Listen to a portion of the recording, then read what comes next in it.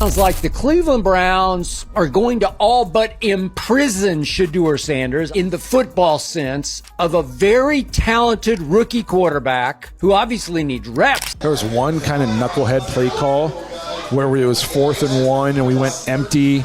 And I'm like, you got a rookie quarterback. You got a rookie quarterback who hasn't been getting reps, and you're going to put him in empty and 4th and 1 where he's like, if there's ever a time where you got to be able to pre-snap, recognize pressure, slide protection, that know your hot checks, that's when you need to know it. Right. You know. And additionally, the NFL just performed the best disappearance act since Houdini. Aside from Joe Flacco got off his couch and won Comeback Player of the Year in 2023 for the same coach. He knows what Joe Flacco can do. Joe Flacco has been doing this a long time. You can argue his run to a Super Bowl is the greatest run we've seen by a quarterback because of who he had to go through. I don't know about The preseason, no, I'm saying you can argue it. The preseason, Keith can attest to this. We've been in training camp killing our bodies. You get in a preseason game, even though you want to play, you're not turning it all the way on. Instead of the fireworks the NFL promised, spectators witnessed the athletic equivalent of lukewarm water from the tap. It was meant to be a legendary night. The quarterback that everyone wanted to see light up primetime was Shedeur Sanders, the rookie golden child. Rather, as if it were 2012 again, the cameras panned to Joe Flacco sprinting onto the field, and everyone in the stadium pondered whether they had unintentionally entered a talent contest for senior homes. Tell me the Cleveland Browns listed Shedeur Sanders as inactive today? Inactive? Yo, look, man, at this point, hey, I'm a fan of Shedeur, I'm a fan of Deion, but we just need to stop caring.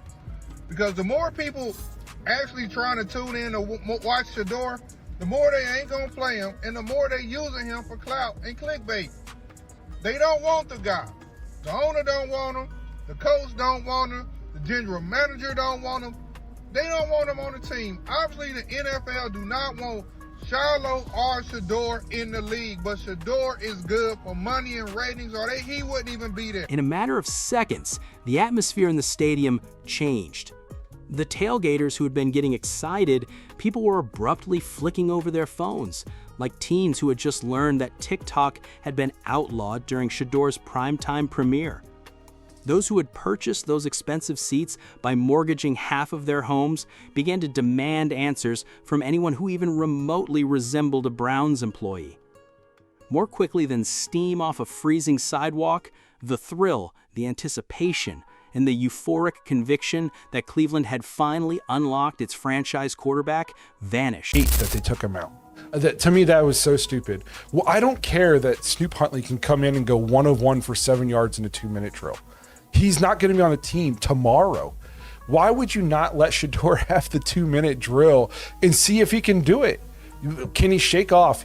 We just talked about how he had poor body language. He looked defeated. Can he shake it off in the moment? Hey, I've had a bad half, but we still, as bad as I've played, we have a chance to go out and win this football game.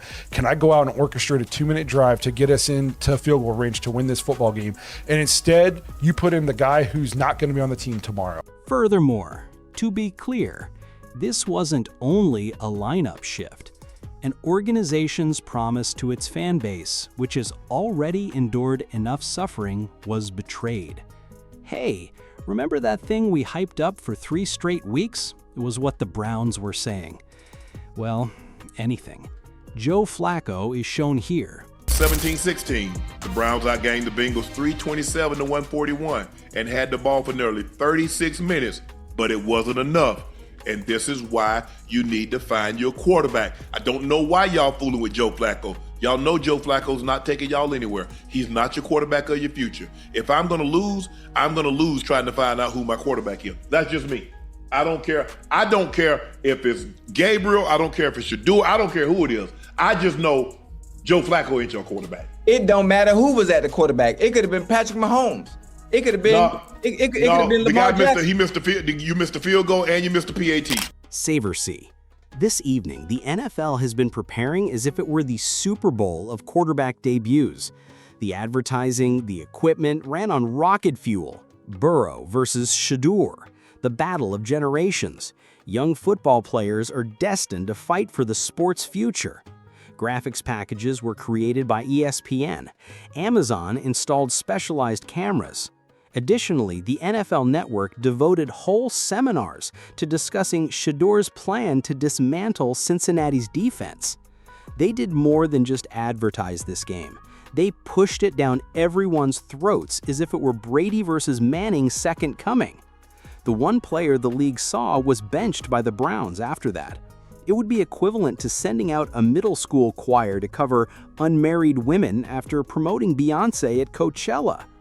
However, the numbers fell more quickly than a Kardashian marriage the instant they discovered Joe Flacco was playing. 11 million people remained by halftime, presumably thinking the Browns were playing a practical joke on us. There were only 9 million left by the fourth quarter, mostly gamblers who, despite their desire to stop, were unable to. That represents a 40% drop in ratings. In the NFL, that is disastrous. Njoku and Judy showed you through training camp, they love this kid because he's special. He got raised by the athlete I think was the greatest athlete in the history of sports. It's in his bloodlines. He was raised around stars to be a star in the National Football League. I said, again, a first guess, before last college football season, he should be the first overall pick. According to reports, network executives were frantically responding to emergency calls as if they were from NASA. Engineers are attempting to prevent the explosion of a spaceship. Advertisers were requesting reimbursements. Networks were in a frenzy. And to save the evening, an elderly man in a suit asked if they could simply deepfake Shedeur into the game in a boardroom. Furthermore, it went beyond TV ratings. The NFL's whole revenue stream was impacted by the fallout. Sports betting, fantasy football, and streaming subscriptions. Because the guy that everyone was watching was standing on the sidelines, looking like his car had been stolen, the entire ecology fell apart. Football is no longer the only thing that fans seek. Stars are what they desire. Complete parts were deserted by the third quarter. Fans were venting their annoyances on any unlucky employees sporting a Browns cap at the crowded concession stands, not because they were purchasing food. The merchandise stands also became a scene. After weeks of being sold out, Shedeur jerseys began to reappear like boomerangs. One retailer even referred to it as the opposite of Black Friday. People were going back instead of buying. The betrayal felt so terrible. Browns, I think Shedeur should be quarterback number one. I think he has what it takes, and the other quarterbacks haven't been working there, and just because someone's getting paid more doesn't mean that they should be starting. That's my positioning on it. However, this was not merely an overreaction by fans. Shedeur was caught off guard. Insiders claim that he discovered he wasn't beginning approximately 1 hour before kickoff. Imagine getting ready for your wedding after completing all of his warm-ups and being mentally prepared for the most important night of his early career. You're just going to sit in the back pew while your ex marries someone else. Someone says as you're getting ready to make your vows. That is the degree of embarrassment. Before veterans intervened to prevent the situation from getting worse, teammates reportedly witnessed Shedeur in a rage, throwing his helmet and charging toward the locker room. The night's most memorable image wasn't a spectacular play or touchdown, standing by himself on the sidelines with his arms crossed and his helmet off. Shedeur appeared to have been cheated out of his moment. Why was Flacco the solution all of a sudden?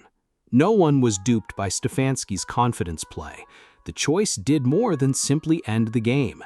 The entire locker room was shattered. After developing a rapport with Shedeur, offensive players were abruptly forced to adapt to Flacco's restrictions. Due to the ball's sluggish arrival, receivers had to slow down their routes. The already precarious offensive line now had to defend a statue with no way out.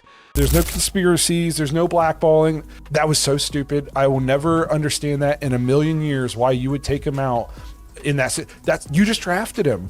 You don't want to see him get those reps and see what he can do, see if he can overcome the bad play, see if he can get out of his head and go out there and lead a drive, have a short memory. Instead, you put him on the bench and let Snoop Huntley go 1 of 1 for 7 yards. What did we learn? What did we learn about anything? We learned nothing. The only thing we learned is that our backup kicker is better than our starting kicker. Which we already knew. So that is... Additionally, Defensive players are worn out from leading the team while witnessing an offensive move squander their efforts. Slower than the internet via dial-up. However, the ownership level was where the real explosion occurred. The man who handpicked Shedeur, spent millions on his reputation, and developed marketing campaigns around him, Jimmy Haslam, was apparently incensed to see the viewership created live on national television. This choice wasn't solely based on football, it was a sabotage of finances. And losing money is the one thing NFL owners detest more than losing games. Fans obviously miscalculated the chaos that was going to break out across the country if they believed the calamity ended within the stadium. Stansky's choice was the equivalent of putting a frozen pizza in the microwave for 2 minutes and asking why the center is still uncooked. The following morning's sporting events were essentially a roasting session. It was being referred to as malpractice by former quarterbacks. Finally, there was something that brought together media personalities who typically spend 3 hours yelling over nothing. The benching of Shedeur was an act of outright sabotage. Man, their fans are showing their frustrations with Kevin Stefanski and Joe Flacco after their Week 1 loss to the Cincinnati Bengals, 17-16.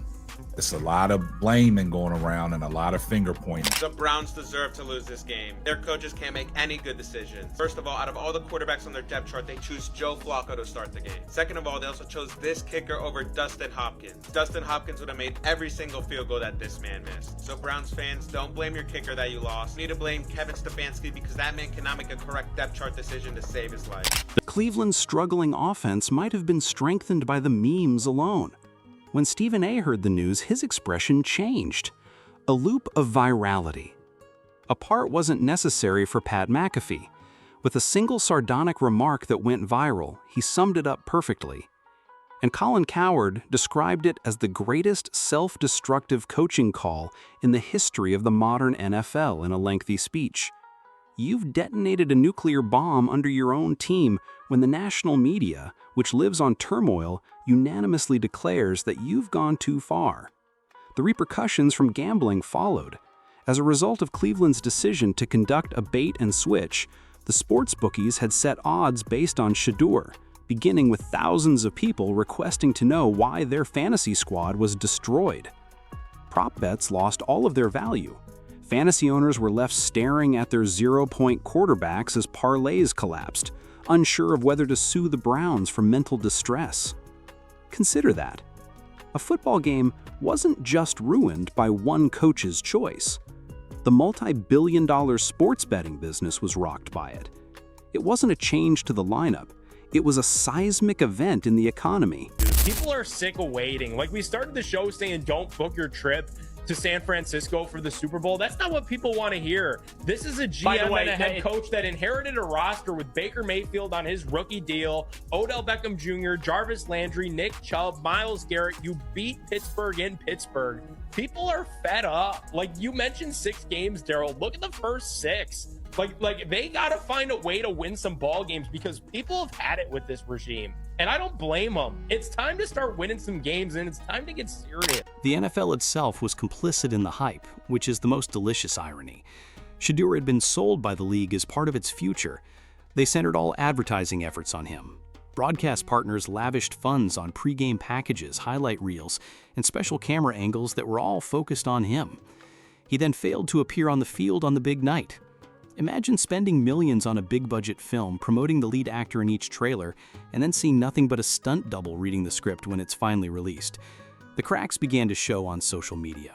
Posts urging Shedeur to start were well received by younger players. Memes ridiculing Stefanski's choice were reshared by some. Not even the gentleman who made an effort to remain tactful could conceal their annoyance. It was visible to all. Not only was the locker area split, but it was also in disarray. Ownership was furious. Jimmy Haslam, who had personally advocated for Shedeur's draft, had to watch in real time as the whole house of cards fell apart. In the 3rd round and the other in the 5th. And then brought a quarterback kerfuffle to camp and gave 3 guys a chance and 1 guy not a chance. So when the 1 guy that gave no serious chance to win this job went out there and outplayed everybody but the guy who started the job, it should be on record. That is the whole point. This exercise was, how do you roll these guys out? What chance do you give? 3 guys were given a chance. And before Dylan's hamstring injury, which gave Shedeur the opportunity, and not anything else, They gave him the opportunity to Wally Pip him, which hasn't happened. Before that, they were very seriously doing everything they could to prop Dylan up to see if he could challenge. I mean, The NFL had anticipated more revenue from item sales, bigger ticket sales, as well as higher ratings, all due to Shedeur's arrival. The business plan was that. All of it was destroyed in one night by Stefanski's choice. Sponsorships were squandered, season ticket renewals were in jeopardy, and marketing funds were already disappearing. Haslam was reportedly pacing like a man watching his stock portfolio plummet in real time, according to one insider. To be fair, that's precisely what was taking place. Losing a game is one thing. Undermining the success of your own franchise is another matter entirely. Coaches who lose are not fired by their owners. They are fired because they are expensive. And Stefanski's seat was warming up more quickly than a frying pan put in the oven due to every vacant stadium seat and every Amazon Prime membership that was canceled. Furthermore, nothing enrages NFL billionaires more than knowing that their peers are to blame for the pie's decline. Shedeur, meanwhile, said nothing. No posts, no interviews, just silence, which in the NFL today is more powerful than words. Just enough information spilled from his camp to make him feel caught off guard, ashamed, and perhaps thinking about leaving if nothing changed. Deion Sanders, his father, even made cryptic posts about realizing your value and leaving places where you're not welcome. Quiet? Not by any means. Effective? Definitely. The problem is that you forget this is a team sport sometimes, because there's such a spotlight on you because of certain points in the game and what happened. And what you got to remember is that we've all been in a situation where we've all made mistakes before that have been a big part of costing us a football game. You got to shake it. It's not just on you. It's a team sport. We're all going to be in there and rally together. Nobody wants to be in that situation. What began as benching abruptly grew into something far more. Other league teams started to circle, wondering if they could take advantage of Cleveland's dysfunction.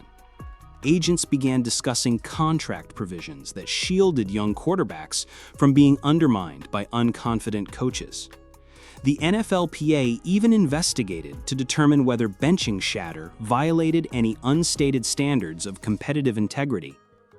The figures began to come in by the middle of the week. Sales of merchandise had collapsed. Calls to renew season tickets increased, not from buyers, but from cancellations. The association of their emblems with a franchise that couldn't even retain its future star on the field caused corporate sponsors to get anxious. Cleveland wasn't simply losing games in terms of money, they were losing money. Shedeur possessed more than simply quarterbacking skills. He was an engagement generator, a ratings magnet, and a marketing engine. It would be equivalent to turning off the power plant and then feigning astonishment when the lights went out to bench him. Stefanski may have believed he was demonstrating his ability to make difficult decisions and establishing his authority. Rather, he demonstrated to the world just how brittle his power was. In today's NFL, coaches who don't grasp the entertainment aspect of the industry are extinct.